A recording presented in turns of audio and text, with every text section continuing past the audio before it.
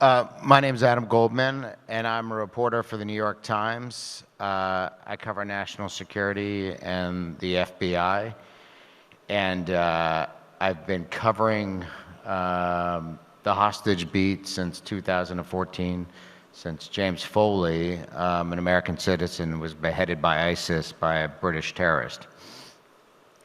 And since then, I've written countless stories about hostage cases and dealt with the Bureau and every other apparatus in the government that tries to bring them home, along with the many families. And most recently, I spent several weeks in Israel after October 7th, covering the conflict there.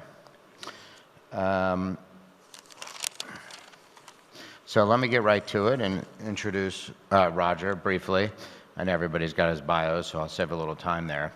But Roger has been the special hostage envoy since 2020, since President Barack Obama created that position in 2015. This makes him the longest serving envoy, I believe, and the first full-time. I believe you're also the third special envoy to sit in that hot seat, right? Okay. A couple of quick facts about Roger. He is a former Army Ranger, and he served in the Special Forces. And Roger, little known fact, Roger did a combat jump, a night combat jump into Panama when the United States decided it was time for Manuel Noriega to go. He has also served around the world in various capacities, including working on counterinsurgency strategy in Afghanistan. Roger is approachable, as any of you who know him probably know, and he's also friendly. These are two qualities you need to deal with traumatized families. You can't be an effective hostage envoy if you're a stiff bureaucrat. And I know that from the families. So that said, let's jump right into it. Hamas attacked Israel on October 7th, and along with Palestinian Islamic Jihad and others, I believe, abducted 246 hostages. It was inconceivable. No, I don't believe any country has planned for such a catastrophic event, not only a war, but in which 246 of your citizens are snatched and taken to what basically is a fortified stretch of land and hidden in tunnels. So, including, how many Americans were taken? We initially thought 28 were taken, and right. It turned out to be 12. 12, and I think the current number is there are eight Israeli Americans unaccounted for, 3 are presumed dead. So Roger, on October 7th, what did you do? What did you think? And what happened in those preceding days? Adam, first off, I'd like to say thanks for moderating this table. Appreciated your leadership in bringing us all together. Been reading your byline for years, so it's good to be up here with you. Secondly, before I answer that, I'd like to thank the government of Qatar for hosting this event and giving us a chance to tell our portion of this story in the national security architecture. And would also like to thank the Soufan group, Ali Soufan's leadership in this field, not only the field of just national security writ large, but in the hostage arena has been fundamental to some of the successes that we've had. So grateful that we've all come together to talk about this subject. To answer your question, it was a shock to the system. I don't think anyone really could have predicted that, and yet, strangely, the United States, through what had happened in 2015 when President Obama recreated the hostage recovery enterprise in our country, we at least had some semblance of a government architecture to fall back on. So instead of starting from zero, we were able to throw into battle the Special Presidential Envoy for Hostage Affairs Office, the SPIHA office, the office that I work with, the Hostage Recovery Fusion Cell, which is headquartered at the FBI. Think of about 30 to 35 professionals from the FBI, Department of Justice, the military, other parts of the U.S. interagency who could bring together and fuse information on hostage situations. And we also had the hostage response group at the White House. So from day one, we already had an architecture that could be thrown against this problem set. And even then, it was almost inconceivable. And I know that in my office, at 3 o'clock in the morning, a day or so after, I had members of my team in the office sorting through data, starting to make phone calls to the family members of those that we believed to be held hostage at that time. As I mentioned, at that time we had 28 names, and we started working through those names, calling people, trying to get a sense of what they knew, trying to give them any updates that the US government had. So we started to build that personal relationship with the families. And you brought something up. You can't be stiff and rigid. You have to really have empathy, and you have to really just put yourself out there and invest in that relationship. And we started doing that pretty much from day one. The second thing is on the 10th of October, I sent my deputy, Steve Gillen, to Tel Aviv, and he stayed there for 104 days. And his mission was to do whatever the Israelis needed him to do to help build up their own capability to deal with hostages and hostage families, but also to, in addition to advising, be right there in Israel to interact with the families as well. So you at least had someone from my office physically in Tel Aviv able to kind of give that hug from the US government and let them know that someone's on the job.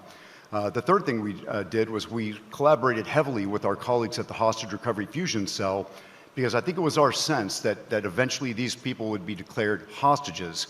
Now, not to bore everyone, but if someone is wrongfully detained, that means a nation state, like say Russia or Iran, takes a citizen as a hostage, that comes over to me automatically. That's called a wrongful detainee, and that falls squarely in my lap.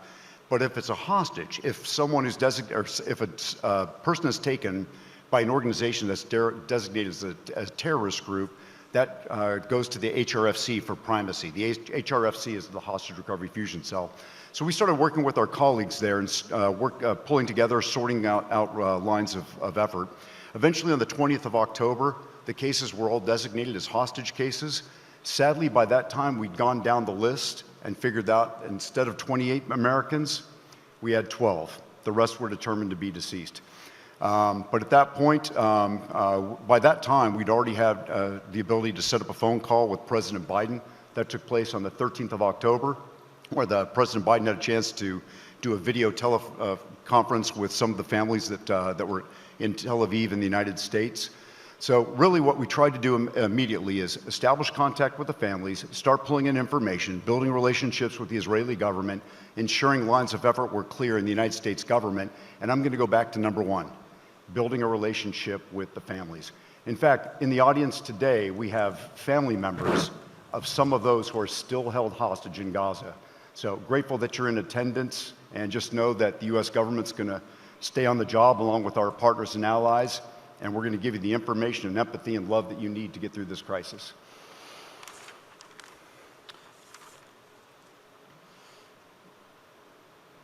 One of the things,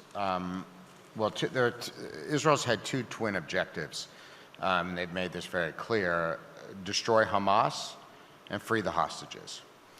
And when you think about getting the hostages home, there have been doubts about whether those twin goals are in fact achievable. Have you thought about, just from your perch in the U.S. government, whether those goals are compatible, whether in fact Israel can achieve these goals while getting the hostages home, including our hostages, and does the U.S. have any say? I think to answer the first question, we used to say something in the military that the enemy gets a vote. In this case, the other side gets a vote. And so if the people that are holding the hostages dictate that they need A, B, and C in order to conclude this, then right there you're going to have a hard problem set. And that's not unusual. It's really just the facts and assumptions that you just have to wrestle with when you take a case like this. So in a way, the question could be answered by, if the question is it compatible, the opposite could be, it is what it is, and you just have to deal with it. I often think that when I find myself in these almost impossible situations, I just have to say to myself, look, I have to play the cards as they were dealt to me on this table. I can't change that. And based on that, here's the direction that we have to progress on. So I'm not trying to get away from answering your question, but the hard part is, it is what it is, and we just have to deal with those realities that have been placed on there. I think the second question was what can the U.S. Forgive me, I'm not that smart. The second question was what can the U.S. do to ensure that the remaining hostages survive this ordeal, if anything at all?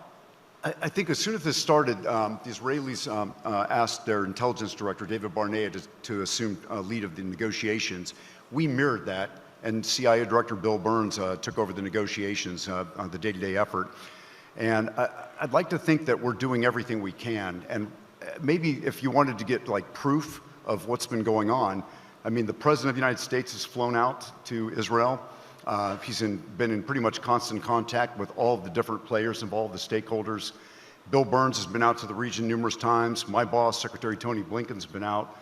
This has been a full court press from the United States government to find any gap and seam that can be filled in trying to bring this together. And we're grateful to be doing this with our allies from Qatar. They've been wonderful at doing the job of mediating, bringing people to the table, and trying to find the solution that's going to make this situation go away and bring these people home. You mentioned that the CIA director, Burns, is leading the negotiations with the Mossad's chief. Explain to the audience how this would work in a different situation, right? That your office would take the lead. Do you have a direct line to Secretary Blinken?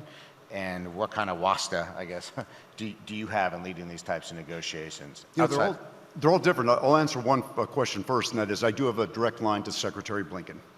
In terms of the White House, there was a time when I wasn't sure who to call at the White House, and now we don't just talk to the White House 5 times a day.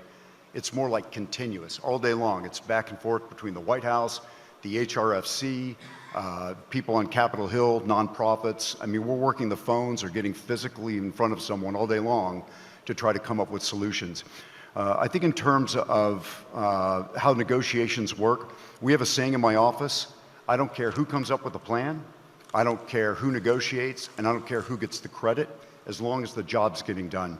There have been times when people in my office, I'm meeting directly with the highest members of the other country. I'll say Venezuela. It was not unusual to meet with the number 3 in their government, or even with the head of state for the state of Venezuela. There are other times when it's going to be CIA Director Bill Burns. There are other times when it might be the U.S. ambassador in a specific country. And in a way, it doesn't matter, as long as we're in agreement with the strategy, the structure, what we can offer, and what we need to pull out of this. The worst thing that I think can happen in a negotiation situation is that people let their egos get involved, and a certain person feels they must be at the table. It doesn't matter. As long as the messages are being conveyed, the messages have legitimacy, and the job is going to get done. It's about effects, not egos. What's the closest the U.S. government's ever done to gaming out this type of scenario? That's a really good question. In fact, I'm hoping you have a chance to ask that of my colleagues at the HRFC, Raj Maan, and of course, Chris Costa will be on stage here shortly. But last summer, in June of 2023, many months before the October 7th debacle, members of the HRFC, led by Chris O'Leary at that time, Ali Soufan, and the government of Qatar, hosted a pilot exercise here in Doha, where we took a look at what it might look like if there was a complex hostage event. And this came from Chris O'Leary thinking about the 1985 attack on the ship, the Achille Lauro, where hundreds of hostages were taken, many from different countries. Could have been Italy, could have been Egypt, the United States. And there's a big question mark on how countries come together and start working together, not only militarily or in the law enforcement field, but also diplomatically. How do you handle a complex situation like that? Who's in charge? Who makes the offer? Who has to greenlight this?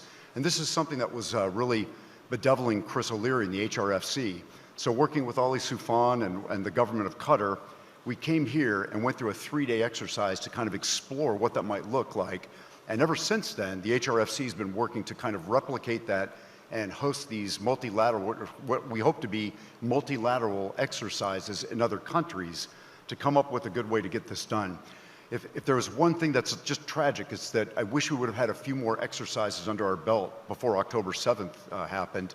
But I have to give a salute and kudos to Chris O'Leary and the HRFC for even thinking about this possibility and running through this exercise many months ahead of the October 7th event. The negotiations that have gone on with Qatar, Egypt, the United States, and Israel have been extremely difficult. Peaks and valleys, and I think we're probably in a valley right now. In terms of negotiating and strategy, and how difficult has this been? Are there any takeaways from you? And we have, Israel and Hamas are both dug in, right? And it doesn't seem like there's any daylight. Have you been able to I guess, internalize or think about how these negotiations or future negotiations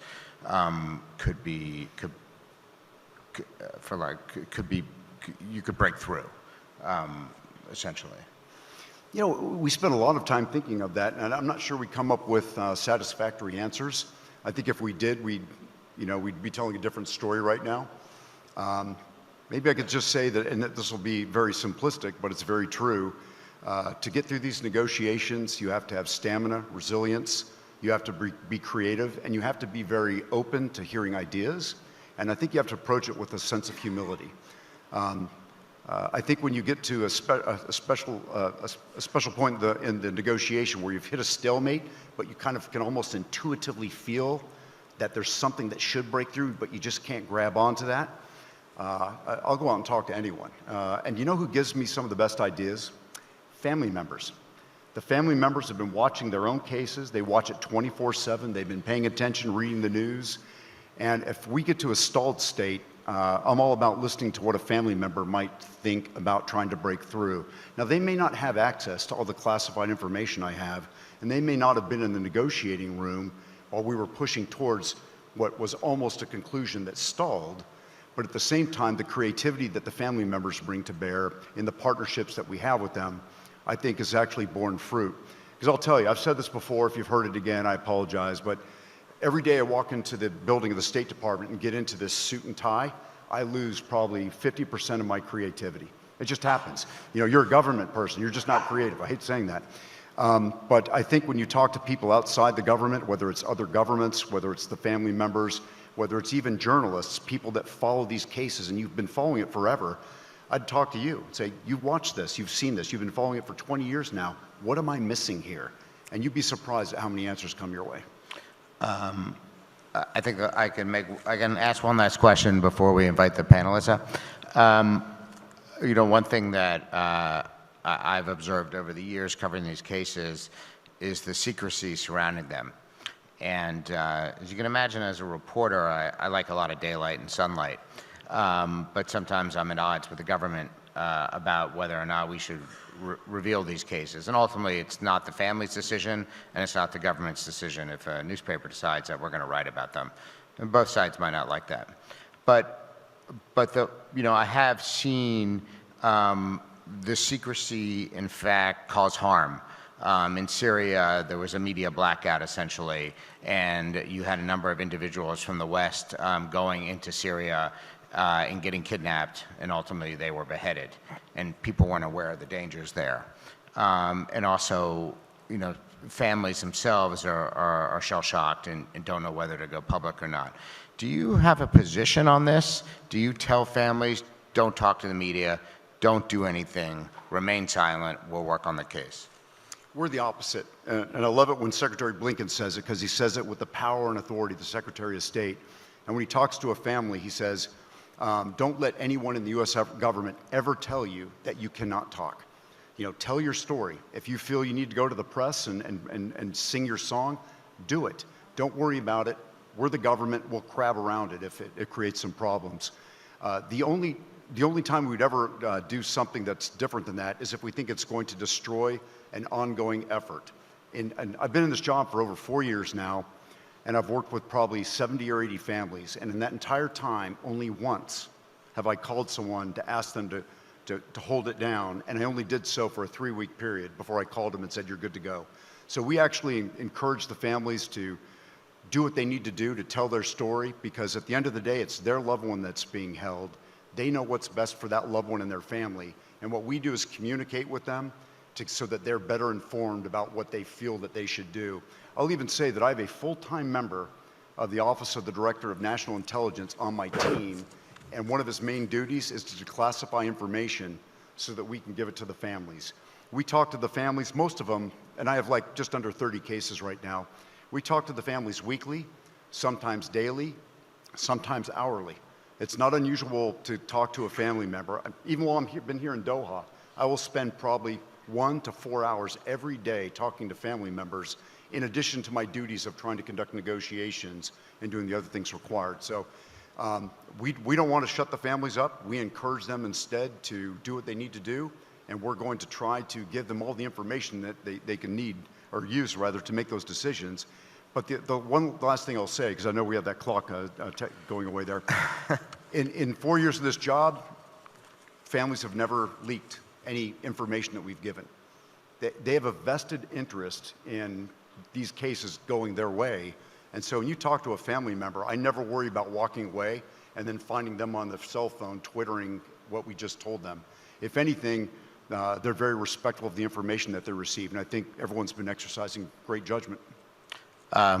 Roger, I don't like the word leaked. I like informing the public. Okay. On that note, I think we can bring out the rest of our panelists.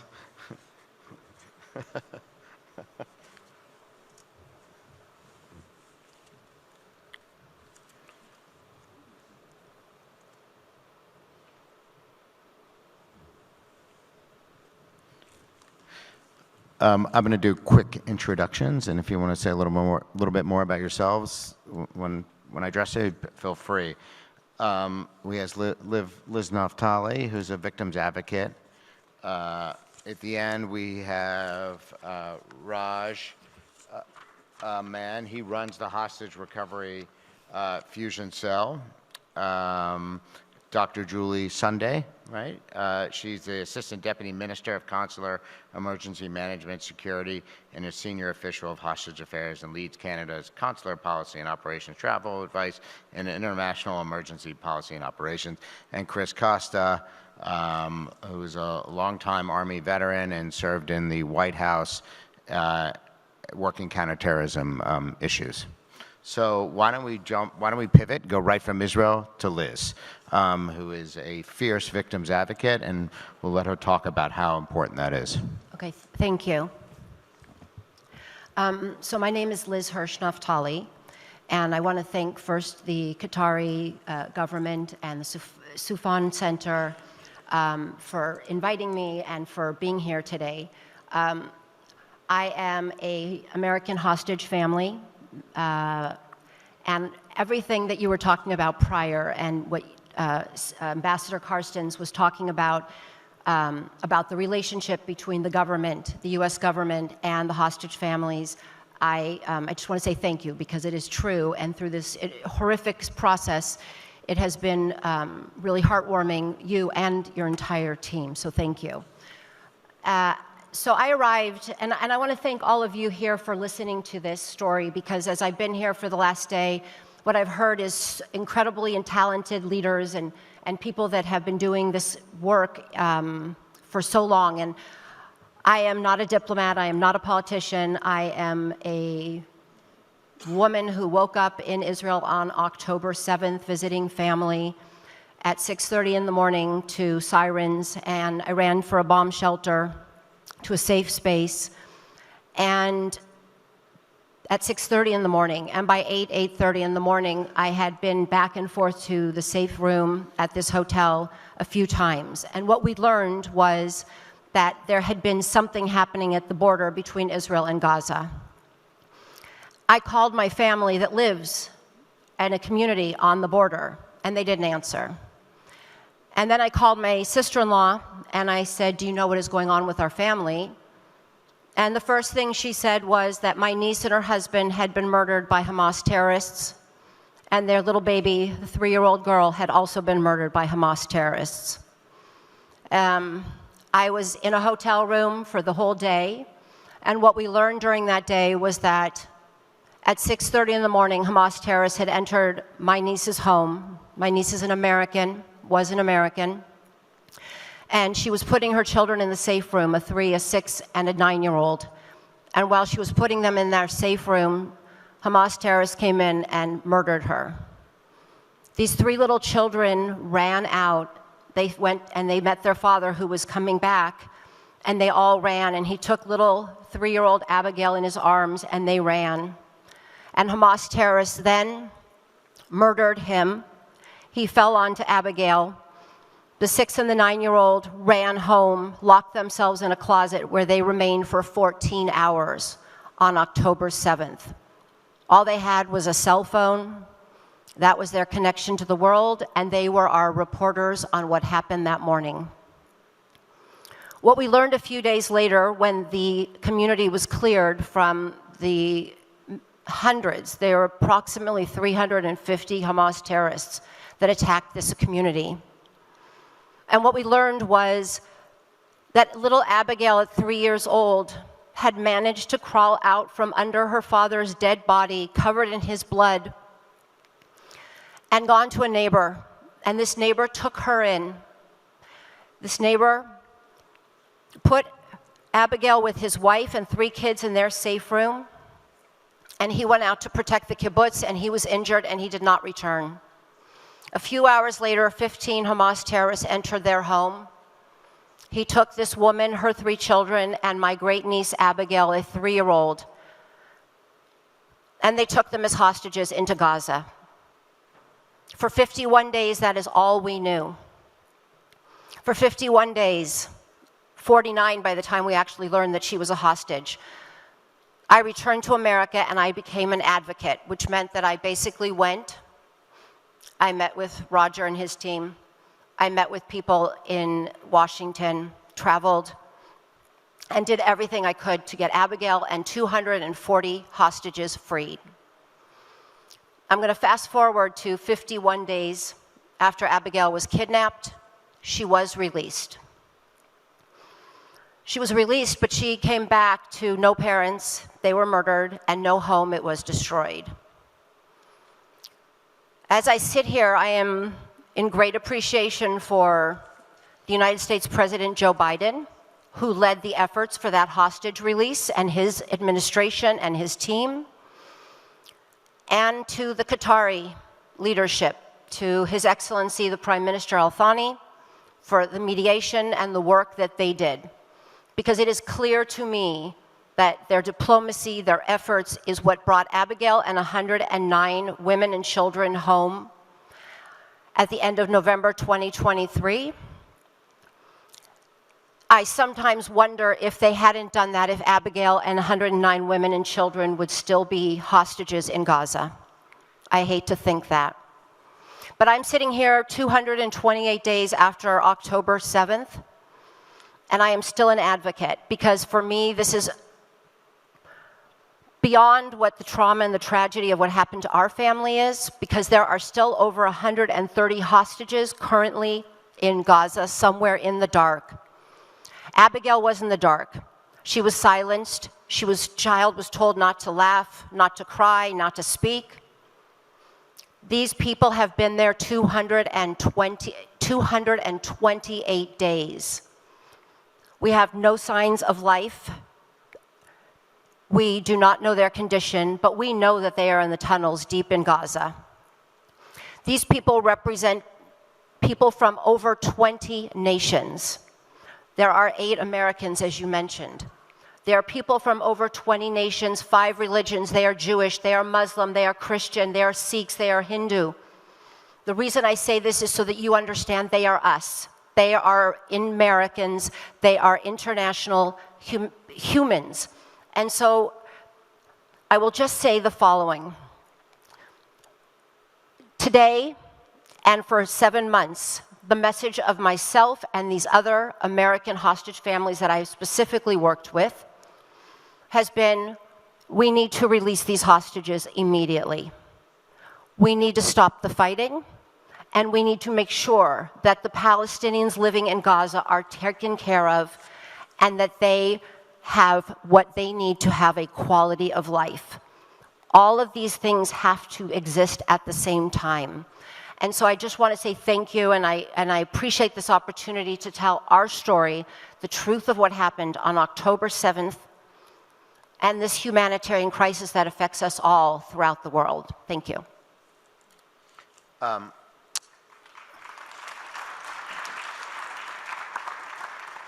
move on to Julie. Can't hear you. Let's talk about Canada's leadership on the initiative against arbitrary detention and state-to-state relations. Canada launched an initiative against arbitrary detention and state-to-state relations in 2021 to specifically deter hostage-taking by state actors. Can you tell us more about your efforts and why Canada felt compelled to take up a leadership role in this space? Yeah, thanks for the question, and also thanks to Liz for your testimonial today. I think it really is important to recognize the burden that advocates take on. And I think our role as governments is really to create an environment where, to the best of our abilities, we're preventing situations like this where there's leverage cases. So in terms of Canada's role, look, the world is becoming increasingly unstable. And the declaration against arbitrary detention, state-to-state relations, is really built on this principle of deterrence, of deterring this practice, of recognizing that we don't accept our citizens be used as bargaining chips. And I'm really pleased to say we have 77 endorsements and growing from all parts of the world. It is based, again, on principles that are already established, the UN Declaration on Human Rights, et cetera. But we are looking at this as a long-term effort because our perspective, as we see states emboldened and using this tactic, is that there's strength in numbers and that we need to start to really focus on international norm building to ensure this doesn't become an acceptable form of coercive diplomacy that gets used more and more. So one thing that we've done recently is establish an independent legal panel who will be studying this issue. So we have 7 very respected jurists from all over the world who will be providing a report next year on what is the gap in law here. We know this is a human rights issue, but it's not just a human rights issue. It's states acting badly. There is, of course, the UN Convention against hostage-taking, but that's very much focused on non-state actors. So we're looking at, what is needed and where do we go? And so Canada is very committed to building out that norm piece to ensure that there's better deterrence and that we don't see this practice grow. And hopefully we put Roger out of business. Thanks.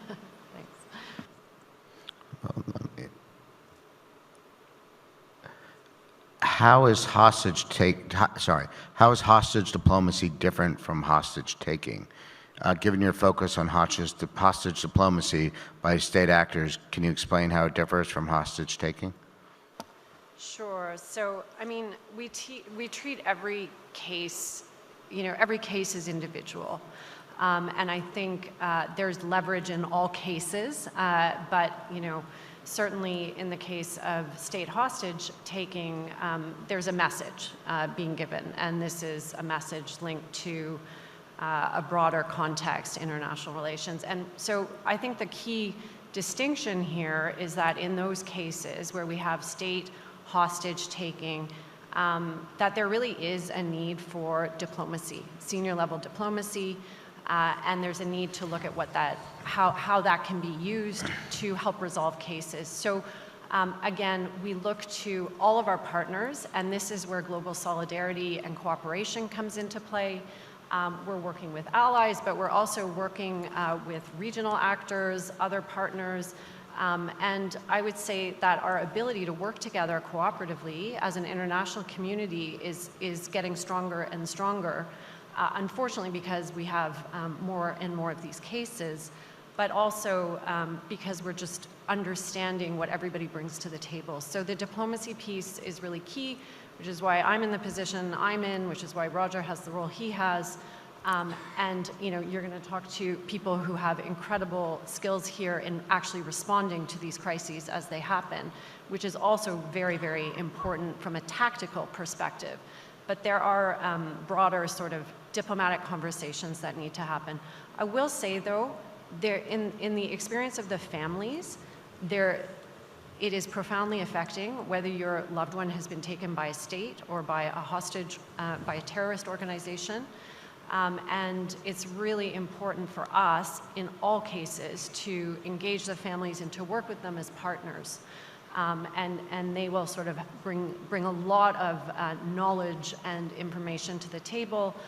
Some of my greatest lessons over the past couple of years have been from really speaking to the families and understanding the incredible impact, regardless of who has taken your loved one, and the incredible responsibility of governments to work with every tool they have to resolve these cases. Thanks. And last question, in what way does hostage diplomacy undermine international peace and security? I mean, it's really very basic. It undermines friendly relations between states. It erodes trust. It impacts anyone, potentially, who works, travels, studies abroad. I would say, like, when Canada launched the declaration, we had a real human rights focus in terms of how we were looking at this issue. Increasingly, and this is a result possibly of the very crisis-driven last couple years that we've had, we increasingly are viewing this also as an international security issue. And it takes away predictability in the system.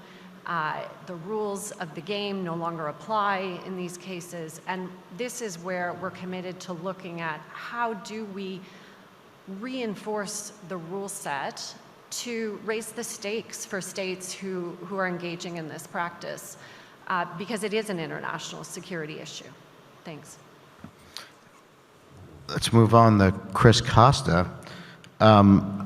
Chris, you might have heard me mention that Mr. Carstens did a night combat jump into Panama with a 125-pound rucksack between his legs. But Roger, you might not know that Chris was already on the ground in Panama by the time you jumped out of the airplane with U.S. military intelligence. So I just wanted to bring that full circle. Chris, you were the senior director for CT, right, on the National Security Council during the previous administration, and has extensive affairs with hostages and a White House response, your administration's response to them. So let me ask you something. How can nations mitigate the impact of hostage taking by state and non-state actors? Because it continues to happen all the time. Adam, first of all, thanks for the question. I appreciate you doing this. I want to thank my colleagues because everyone here is working on this important problem. And Liz, what you said is so important for everyone to hear. Thank you very much for your heartfelt comments. And I would just offer and put a fine point on the idea that the center of gravity for everything we did was the families. And that continues, that starts the problem and it doesn't end. So thank you for that, Liz. To answer your question directly, Adam, it goes to what, well, it goes exactly to what Roger talked about. This very idea of exercises, the one we conducted courtesy of Ali Soufan and the hostage fusion cell, support from Roger's office, Roger himself, and of course the Qataris. It was a bilateral. The Qataris were there to share their experiences, their insights, and the cultural differences in the way they approach a problem. Their innate ability that's been conveyed in the last 2 days on mediation, conflict resolution, it was all critical for us to see some of our blind spots. That was a bilateral exercise with the Qataris and the U.S. government and me, frankly, role-playing my former role at the White House. But we got to know each other. We built trust through that exercise. And again, That was bilateral. The future is multilateral exercises. The idea that multiple countries talk about complex hostage situations. How would you work through this? How would you deal with the families? What are the lessons learned? When we dealt with Caitlin Coleman and her recovery, we talked about everything from and handled everything from diapers for children to debriefings. That full spectrum has to be factored into your exercises, your discussions, your workshops, and I think there's a lot of potential to grow there. We couldn't have known that October 7th was going to happen, but we need to all know each other in advance of a crisis. So I think it's critical to continue to exercise. I didn't have that luxury.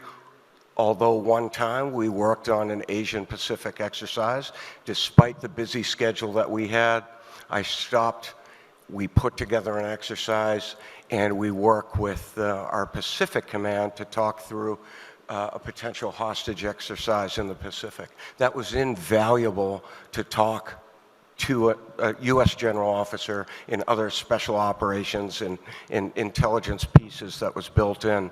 But frankly, that wasn't enough. The partners need to be there. When you were in the White House, and I know you, I believe there were some kinetic responses to hostage taking. You brought up Caitlin Coleman, and I think my recollection of that was that was made clear to the Pakistanis that this car better be stopped with the family in it, or we might do something. What's the decision-making process in the White House that goes into launching soldiers to rescue somebody, as opposed to continuing negotiations? Some of them that can be drawn out for a very long time with hostages. I think there was a hostage case in Africa with Woodkey.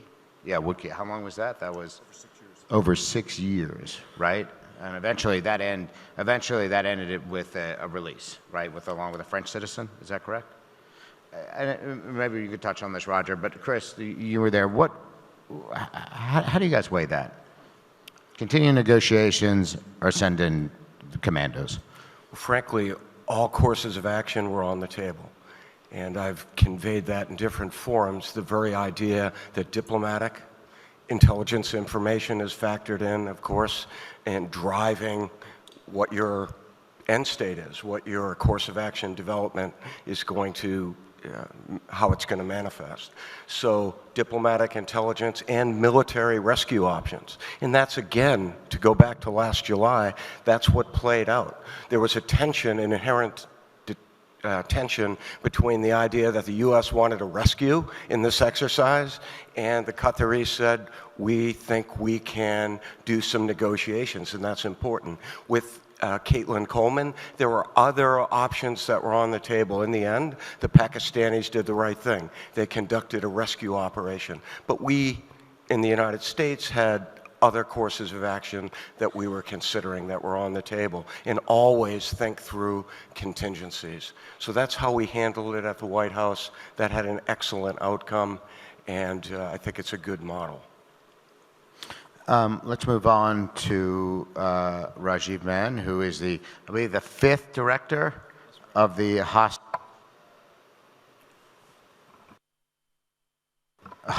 recovery fusion cell. Raj served as the top FBI agent in Jordan in the embassy. They're known as the legal attaché. He was there during the Arab Spring. He's quite familiar with the neighborhood. And your presence here also reminds me I'm getting a little long in the tooth, because I've known every single one of your predecessors. So, Raj, the hostage recovery fusion cell is a unique animal within the U.S. government.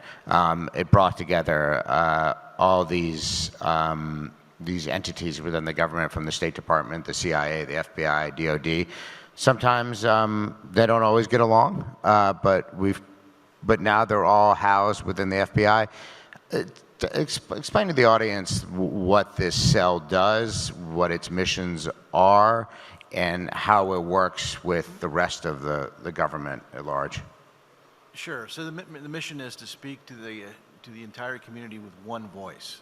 So if you can imagine the cell is 3 different portions, right? Yeah. The first portion is the interagency. I'm the director. I have 2 deputies, one from the Department of Defense and one from the Department of State. As you said, we have the military, CIA, NSA.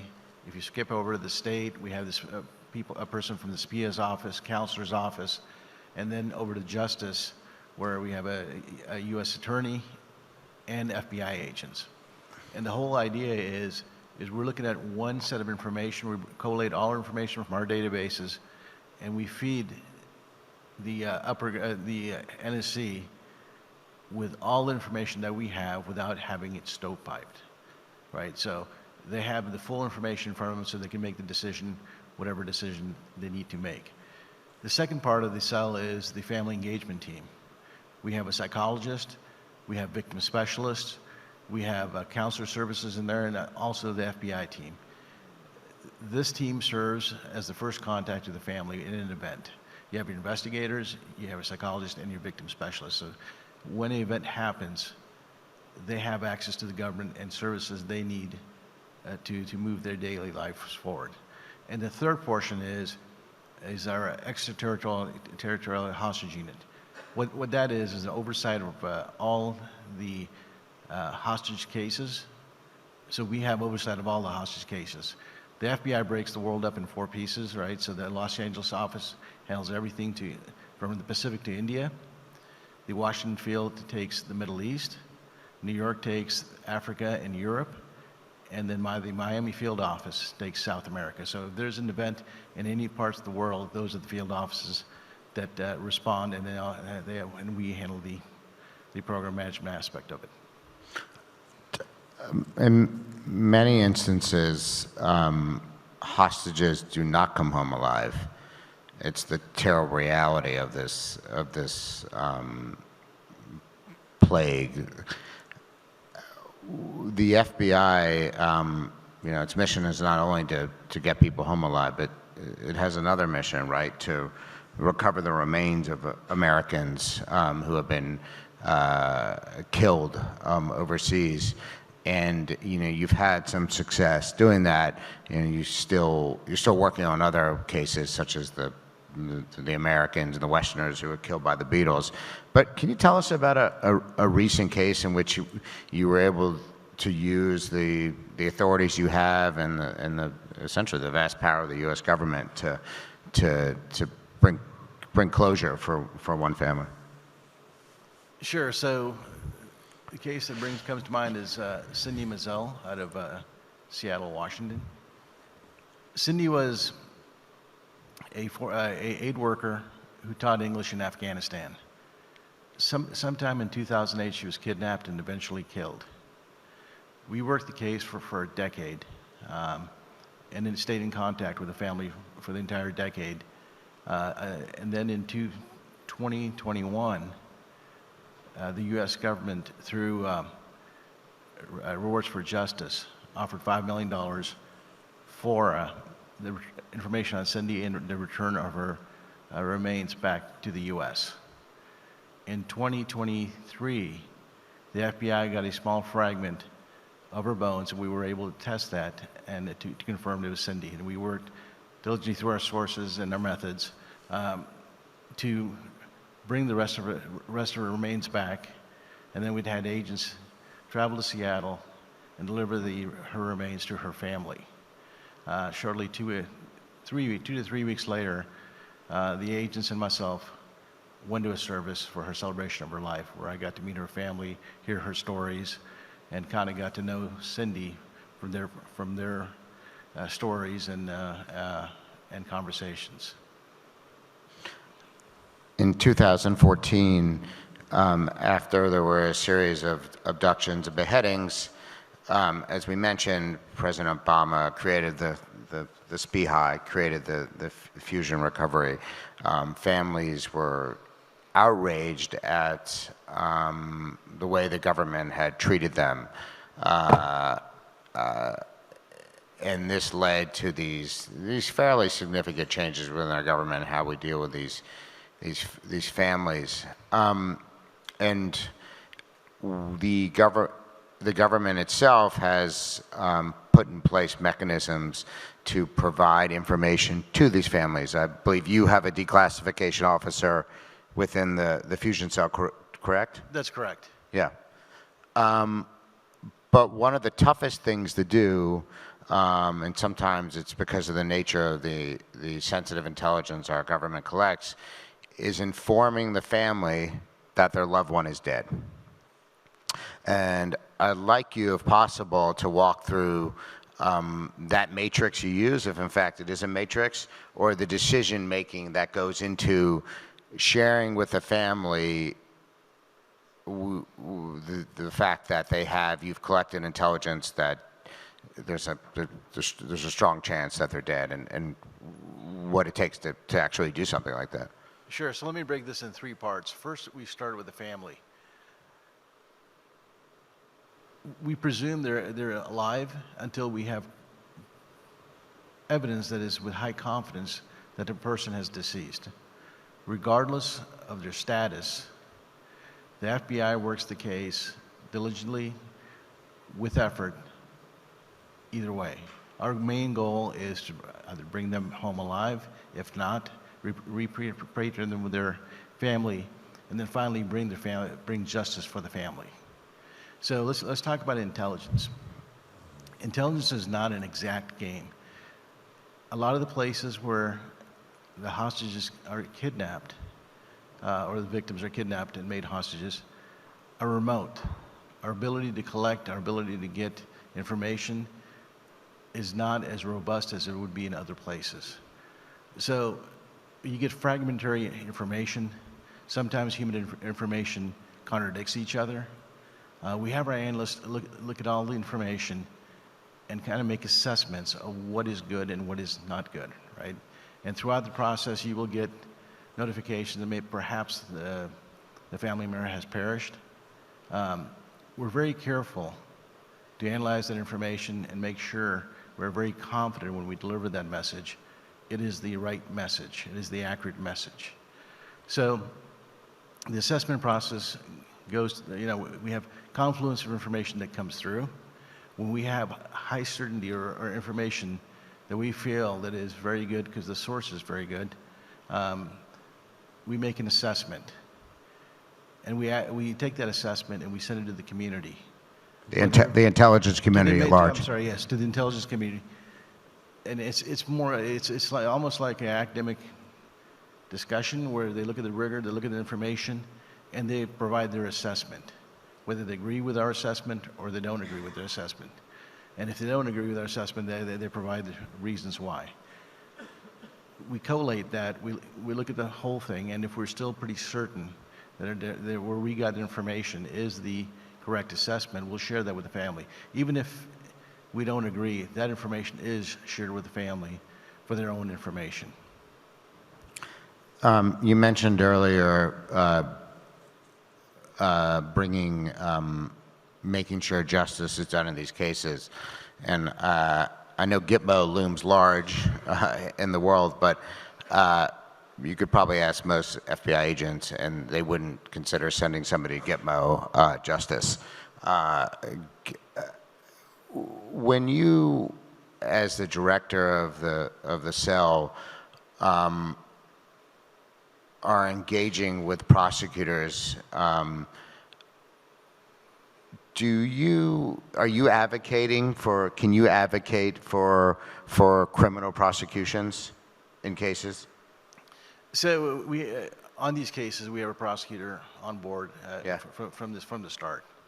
And we are pushing towards prosecution, and they're able to navigate us through to get enough evidence to prosecute. But these cases sometimes are hard due to the location, due to our ability to get there and collect that evidence, right? Or inability to get there and collect that evidence. But that is the goal, is to bring justice to the family, however long it takes. Correct me if I'm wrong, I think it was it 2018 that that 2 of the Beatles fell into the hands they gave themselves up to the courage. Was that right? Two of the Beatles, Roger, maybe you remember, the two guys who executed the Americans and Westerners in Syria. Correct. The case was before him, but they gave themselves up, and we were able to extradite them back to the United States. Do you feel that, and I, you know, you talk to a lot of people, and I think a lot of people were surprised that these two British terrorists ended up being alive on the battlefield after they had committed these atrocities, and were brought back here successfully prosecuted.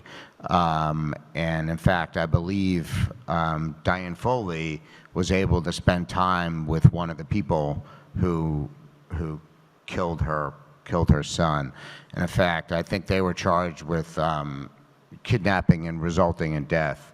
I think, and are going to spend the rest of their lives behind bars. Do you think that's an effective deterrent? Do you think that, given your visibility into and what you know about what terrorists talk about, and people commit crimes overseas against Americans, do you think actions like that are weigh heavily among these groups, or no? I believe it sends a message. You can't have an accountability, right? You have to have some accountability that if you commit these heinous crimes, that you will be caught and brought to justice and your freedom will be taken away. Otherwise, there is no deterrent. There's nothing to stop you.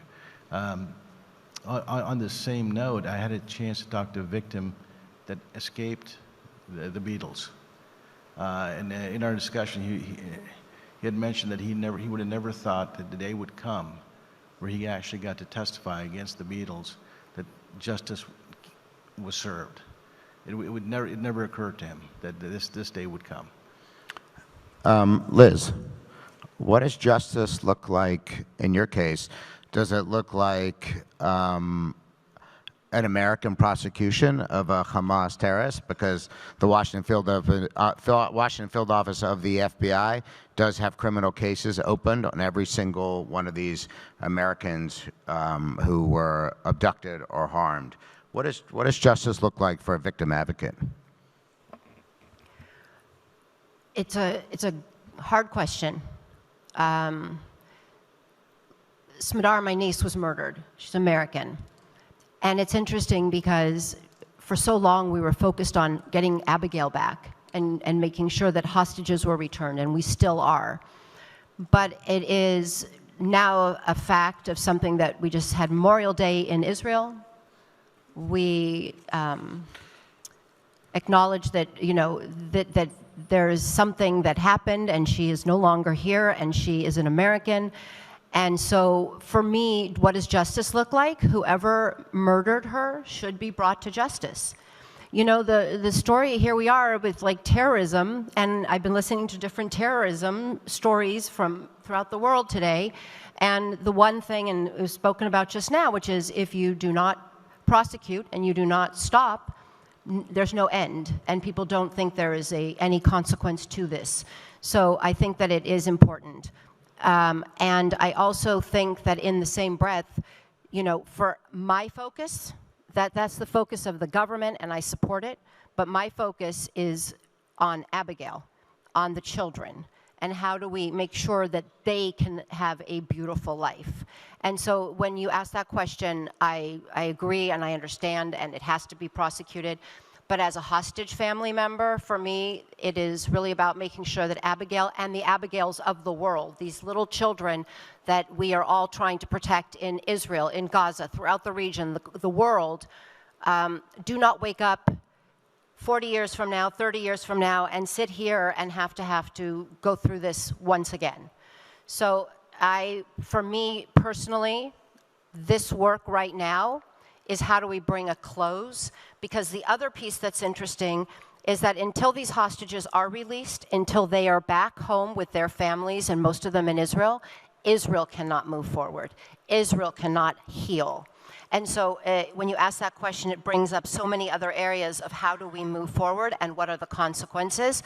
And so I can just say to you that that is a bigger question, but it really comes to how do we move forward and how do we have a healthy life for those who are alive, and how do we bring justice to those people who murdered Americans that day? I know in the case of Diane Foley and the other families, they were asked specifically by the U.S. government what justice would look like, and they were in favor of, in fact, of not sending these individuals to Gitmo and bringing them back here to the United States where they could confront them and they would be prosecuted. And if you were asked, right, if the FBI or the Justice Department came to you and asked, we've got our hands on this Hamasnik, we're going to bring him back, is that something you would be in favor of? Yes. Yes. Roger, let's go to a bigger geopolitical question. Hostage swaps. We had a high-profile case involving a basketball player in Russia and another high-profile case of, I'm sure everybody knows the name, Victor Bout. And I guess Victor Bout was close to the end of his sentence, was that right? He was getting there. He was getting there, but he had been successfully prosecuted and sentenced to prison in the U.S. for his crimes. This is a big deal, swapping people who have gone through the U.S. justice system.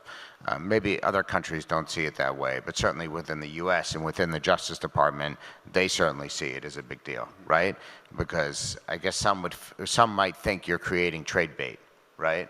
That we could pick up somebody and they're willing to release somebody in favor for that, and that's not necessarily a deterrent. What's your perspective of, you don't have to talk about the Bout case specifically, but what's your perspective of these,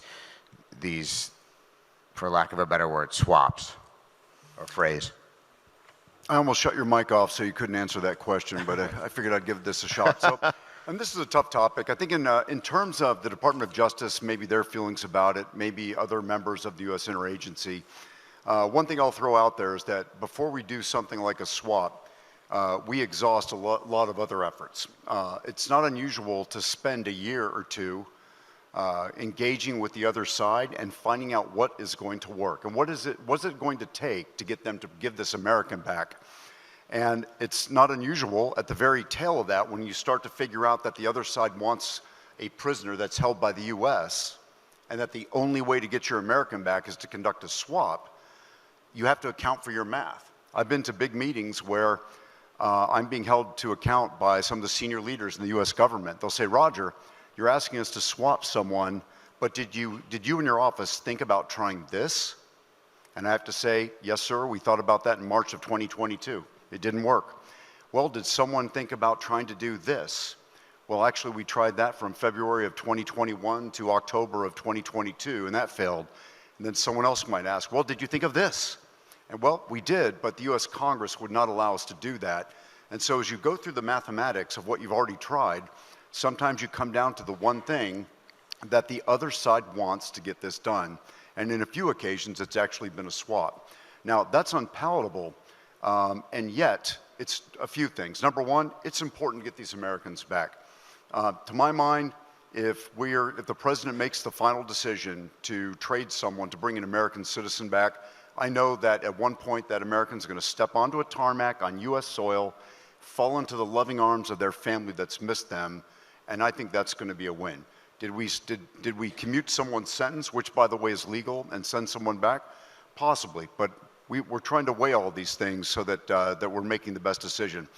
Additionally, before we make swaps, we'll actually do an assessment to determine whether the criminal who's been successfully prosecuted and is in a U.S. jail, if we send them back to their home country, is there any risk to the U.S. government and our partners and allies? Is Victor Bout going to go back and pick up where he left off and become, again, the merchant of death? And I would have to say that in taking a look at this from the intelligence community perspective, the assessment was that this was a reasonable risk to take. So we're taking a look at all that stuff to see if it makes sense to do this. But, I mean, really, at the end of the day, you can't get people back unless you make hard decisions. I would love it if I was trying to get someone who's being held by Iran or Russia and the other side asked for something like, Roger, we're going to give this American back to you, but you have to ensure that the next post office in Missoula, Montana is named Stalin. I'd be good, easy, good to go. Let's go ahead and make that happen. Instead, it's usually something that's much more excruciatingly hard to do. And I would say that our values and principles, the things that are important to our country, make these decisions a little more palatable, and that we value that individual liberty, and we're willing to make those harsh decisions to bring someone back. I'm not sure if I scratched the itch on that question, so let me know if I got that. Do you think other countries perceive our justice system as legitimate? Oh, I know so. I'll say this. I think it's pretty clear that we do not go around picking up people for trade bait. I bet sometimes there are people in my office that kind of wish we would, but we don't. We just don't do that. And I'd also say something. This may not be answering the question you asked, but you might eventually get to the question of whether making a trade incentivizes other countries to keep taking more Americans. Oh, it worked, so let's take 10 more Americans. My numbers are going down. There was one point when I had 54 cases. I'm now in between 20 and 30.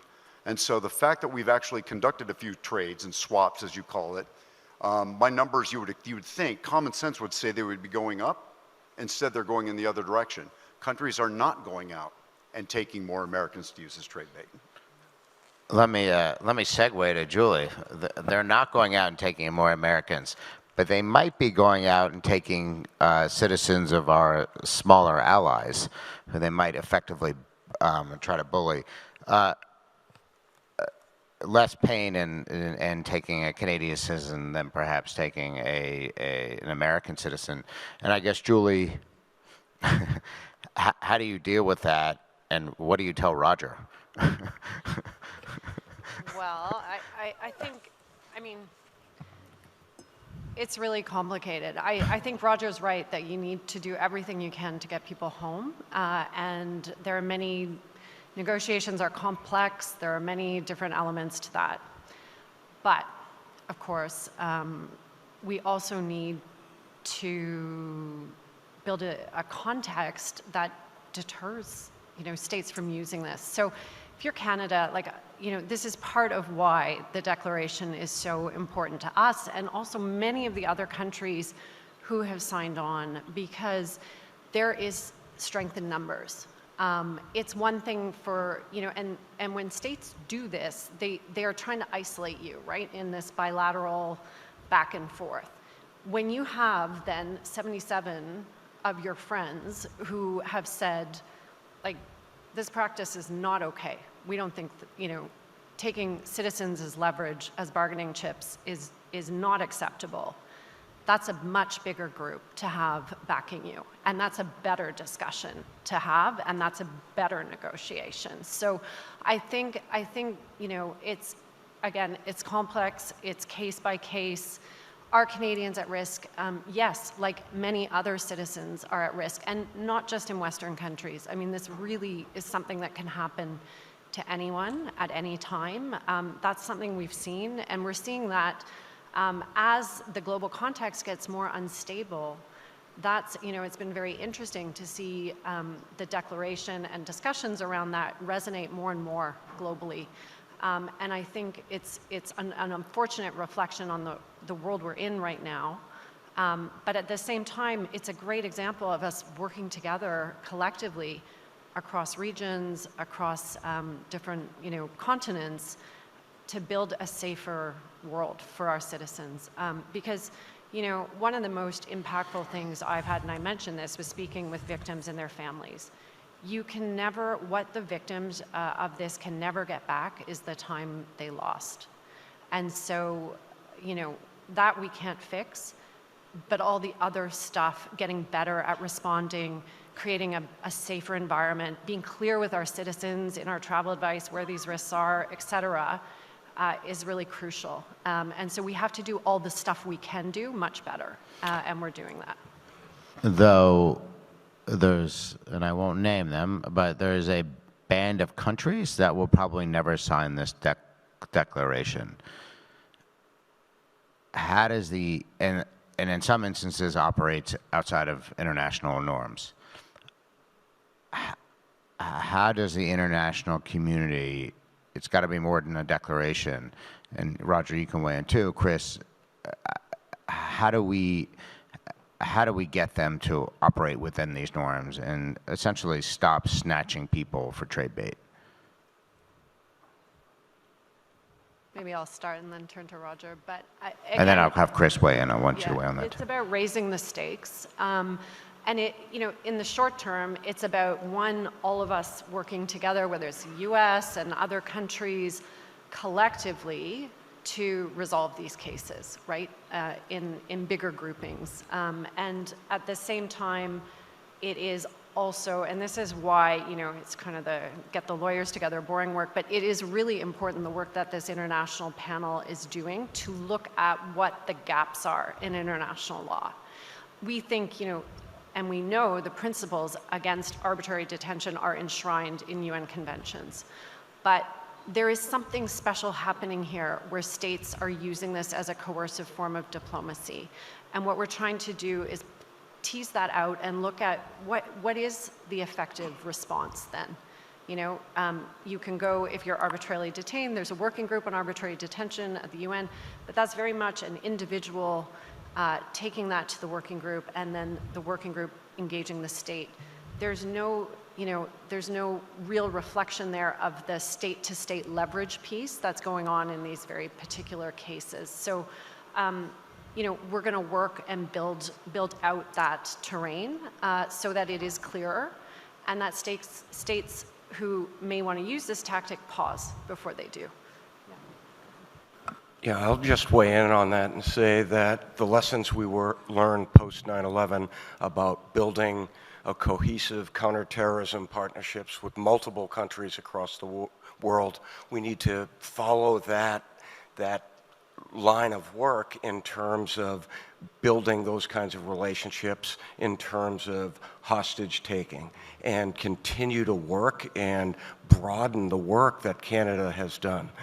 I really applaud it. And also going back to what the ambassador talked about, Ambassador Carstens, this idea that the United States could tit for tat go out and pick up actors from foreign countries that are sponsoring this hostage-taking, wrongful detainees, not relevant to the families. They want to get their loved one home. How we classify it, they just want their loved ones home. But at the same time, the United States is not going to compromise its values. So we have to work with other nations. So we have to work it multilaterally. And we just have to continue to move forward and build on what we have today. Because just a few years ago, we had no hostage enterprise. Now, Ambassador Carstens, his team, they're virtually the face of the U.S. hostage enterprise. But as you know, Adam, and you've reported on this, a decade ago, we had none of this. Not in terms of cohesiveness. So let's look forward to growing internationally the cooperation in terms of hostage taking and wrongful detainees. Maybe I'll just briefly add one thing that we were given in the President Biden's executive order that was passed in the summer of 2022 is a sanctioning authority. And while we were excited to have that, it made us think about all the other tools that we might want to start exploring. There are tools in the diplomatic realm that have never been put into the service of stopping nation states from taking our citizens as hostage. There are probably tools that we're going to think of that we're going to have to work with our Congress to get those authorities to use. But if we want to go more broadly in the interagency, there are tools out there in the intelligence area, the military area, economic, legal, financial, law enforcement that we are now starting to identify, bring together, that we can use against nation states who take our citizens. Now, if the United States is exploring these tools, as are our allies, and we can build a coalition, picture one day when Iran takes the citizen of another country and 20 or 30 countries come together and then level these tools against the state of Iran, or at least threaten that. The goal is to one day get to a country that's usually a hostage taker to say, the other countries have now figured out a way to, as Julie and Chris just said, raise the price of hostage taking, and on that day, I get to dismantle my office. We will solve the problem because we've now established a strong deterrence mechanism that's built on a coalition of like-mindeds that are willing to actually take action. Before that, we're going to have to do horrible things at times like make swaps. Before that, we're going to have to practice prevention. warning people, keeping them from becoming hostages in the first place. But I think the long-term objective would be if in 7, 8, 9, or 10 years, we can build up that coalition of like-mindeds to try to make this problem go away.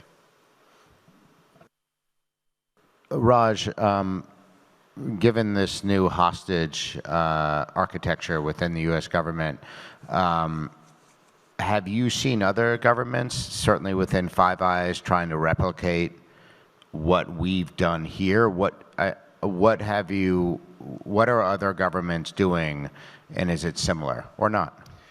So yeah, so similar to an extent, right? We are working with our Five Eye partners to replicate something like this, so we can have a cohesive team where we can reach out to if there's an event and coordinate together, right? So our friends to the north, Canada, is hosting a Five Eye conference in October, and we've been talking with the Germans, and this is something a couple of years out where we can replicate something with Europe as well, so we can have a multilateral fused response where we can get our resources together and deal with this issue with multiple countries versus one. Gotcha. Adam, can I just say one thing? So an interesting thing that just kind of circles back, which is that the American hostage families have really had a lot of opportunity to speak with the U.S. government. And one of the things that we got to in the last month and a half was that there were people from all these nations, 20 nations. So I'm talking this from like the internal and going back to what Roger was saying about listening and understanding that even though these people are professional, these families have stories and they have thoughts. And so one of the things that we came to them about was, what if we got all these 17, well, there's 20, but 17 nations signed on to this letter that was put out on April 26th. And the purpose of this letter was to say, these are people from our nations also, and we need to bring them home. And what that then did was brought working groups of ambassadors in DC to come together from these nations. Same thing happened in Israel, coming together. It's not all of them, but it's many of them. But what they are also basically saying, parallel to all of this important work, is that we have to be on this together. It isn't just an American problem or this problem. And what people need to understand is that if we are all in this together, we can stop it. So I just thought that was an interesting part, which is how do we all come together to say, whatever nation, and in this case Americans, for me, you don't take hostages. And if I may, I love that you made that point. I'd also like to add, it's not just a government issue. What we try to do is rethink about what we call the hostage recovery enterprise. For so long it was, in the US government's mind, the State Department, essentially the HRFC at the headquartered at the FBI and the White House. And to our mind now, the hostage recovery enterprise is everyone we can bring on board. So it's not just governments, at least in my country when I think of it, it's members on Capitol Hill, congressmen, senators, their staffs, it's nonprofit and NGOs, either like the Foley Foundation or Hostage US, or the Bring Our Families Home organization. It's also empowered individuals. I think of the late Governor Richardson. It's members of corporations. I spent a lot of time talking to corporate security officers and working with the heads of major companies on what we can all do together to get this done. And the key to this, in a way, is not only are we, I guess, ramping up the prevention ability to keep people safe when they go overseas, but more to the point, if the United States of America writ large is aware of this problem, and the president has to make a strong decision to bring someone home, he usually can count on everyone's support because they're aware of the problem, they're attuned to the suffering of the families, and this increased awareness has allowed us that ability to do that. We're seeing that in places like Israel and Canada and Belgium and Sweden and the UK, where members of parliament, members of the citizenry are now aware of this problem, and they're willing to support political leaders when they make these changes and actually make the hard decisions to bring people home. And I'll just add that in the U.S. government, when we have as hostage families spent a lot of time on Capitol Hill, we have had bipartisan support for hostage release, bipartisan support, and we have met with people on all sides, every direction. And even if you look at this last year's State of the Union, the entire Congress stood up 2 times. One in the memory of a leader who was no longer with us, John Lewis. The only other time was when President Biden spoke about hostages and that they need to be released. And you had Republicans and Democrats who came together, just to illustrate what Roger was saying, and saying this is something that we all stand united against. There's a cold reality, though, to a government approach to hostages. We saw it play out in Syria. The ambassador himself spent some time in Damascus speaking to Syrian intelligence. It's been reported. We aren't, as a country, going to change policy for one hostage, and that has frustrated families.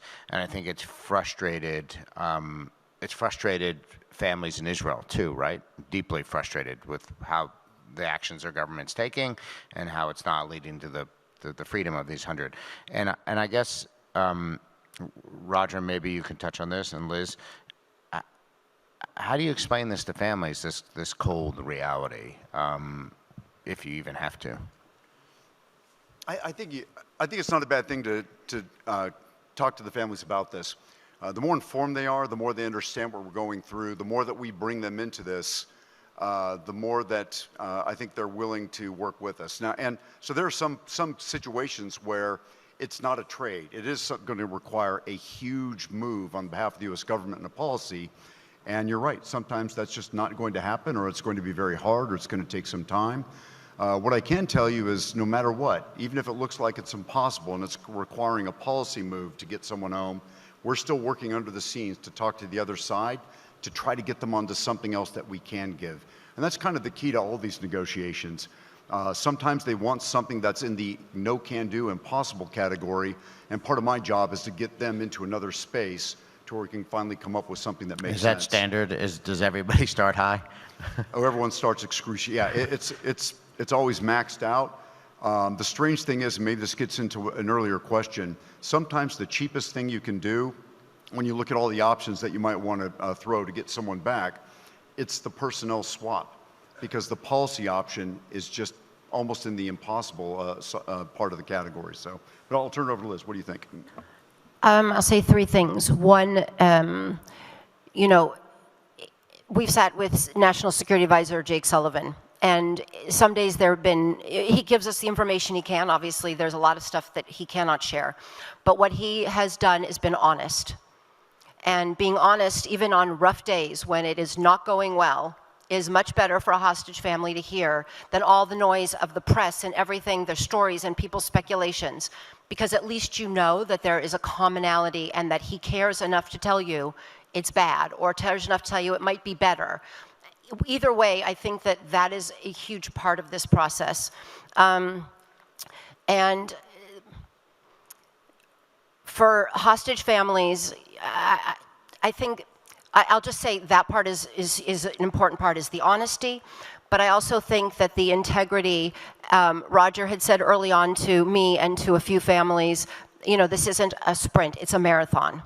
And I did not like when he said that, because I thought we would get this quicker, and we kept making meetings, and the meetings kept getting, oh, we don't need that meeting. But he was right, and it is a marathon. And it is something that we all have to be together on. And I think that I just go back to, and this is the last thing I'll say, look, it has to be in the interest, whether it's swaps, whatever it is, it has to be in the interest of the leaders. And the one thing I know is that every day these people are hostages is another day that they could die, they could be killed. And what people need to understand is that every day it also gets more expensive. The stakes get higher, and we can see that in the case of Gilad Shalit, and we can see that right now in the case of these hostages that are in Gaza. Whatever we could have done if we had kept this deal going back in, that the Qataris had put together and mediated back in November, we could be done. The higher the price, people are dying. You're off the... There's a political price here. Yes. There's a reputational price for Israel, so there's a price on every level. But I'm talking for now about these people. And so for me, it's about these human lives. There's a price every day of them not coming home and not being free. And so for me, that's the lane I stay in, but I hope it indicates to everybody here and to everyone who's listening, that is the linchpin. You bring these hostages home, you stop the fighting, you help the people in Gaza, and then we can move forward. Well, I think our time is up, and I want to thank everybody for coming and our distinguished panelists. Thank you. Yeah.